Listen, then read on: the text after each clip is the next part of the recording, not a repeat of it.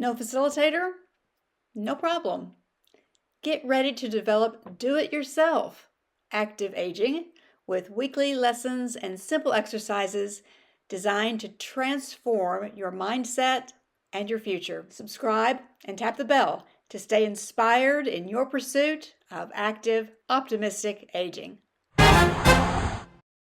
If you don't have a facilitator or a designated activity director, but you still want to practice wellness, this next series is for you. But first, you'll need to have access to a smart TV, an iPad of some sort, or even a phone, and download the YouTube app.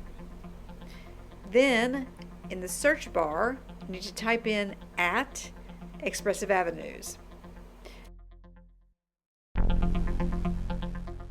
Once you're on the Expressive Avenues homepage, choose videos, then tap the one you want to watch.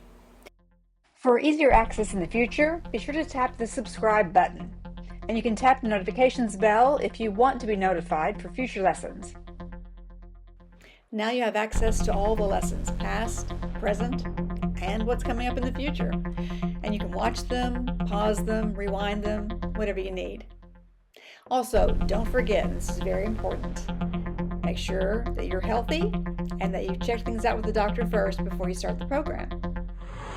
Okay, everybody grab a lightweight but stable chair and come up and sit them in a circle, and you can have a seat while I explain the rules if you want to. You can sit or stand while we're doing this exercise. You can do a combination of both. You can start out standing and then have a seat if you want to while the game is going on. Then we're going to take this 12-inch ball and we're going to toss it continuously. So there's not a pause before you toss it to whoever you're passing it to next. You simply toss and catch and toss and catch. So you're not pre-planning who you're going to toss it to. You're going to keep tossing and catching. And the objective is to keep the ball in play. Now, this is a silent exercise. There's no talking, so you're communicating with your eyes and with your body, not with your words.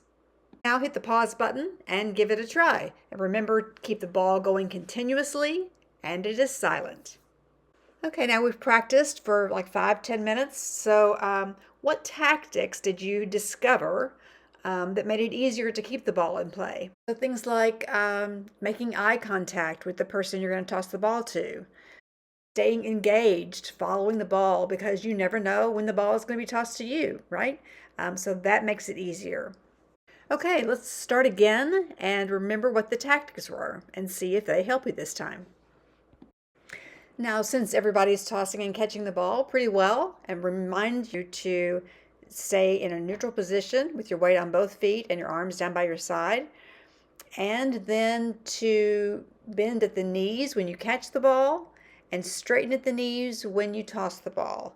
Not bend at the waist. That's going to make your back really tired, and it's not the best thing for your knees. You have a tendency to lock your knees when you do that. So you want to take the ball into you and then toss it to someone else. Okay, now I want to practice a few more times just to be sure that everybody's got that integrated completely. We're all successful tossing and catching. And now we're going to add a steady beat. Now I have a steady beat on my phone. It's a metronome app. Somebody else may have another option for that.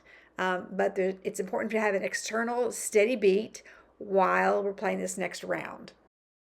Now I start the steady beat, and I want you to toss when you hear the beat and catch in the silence. So toss on the beat, catch off the beat. Now you can hit the pause button now and work through the exercise on your own, or you can let this continue to play and I will talk through the exercise with a metronome. Toss, toss, toss, toss, catch, catch, catch, catch. And you're going to remember to bend your knees when you catch the ball and straighten your knees when you toss the ball. So it's going to be straight, bend, straight, bend, straight, straight, straight, bend, bend, bend, bend. You're maintaining a neutral stance If possible, you can step out, obviously, to toss and catch, but always return back to that neutral position.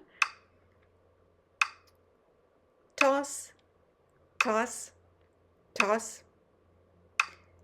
Maintaining silence, maintaining the physical bending and straightening, and hopefully you're still successful tossing and catching the ball, which is the objective of this game. Pause and take a deep breath. That's a lot. Now, I had a participant comment when we introduced a metronome, and I said you toss it on the beat and you catch it off the beat. And they said, well, we have no control over when we catch the ball. So what if we're catching it on the beat? And my response to that is, that's when the whole group, you begin that communication that's not words, but they know that they need to throw the ball with a little less force or a little more force in order to reach their target so that the person can catch it off the beat. So that's part of what develops naturally as you start working on this with the metronome. You get into the flow of that metronome, which is the mechanical sound that's never going to change.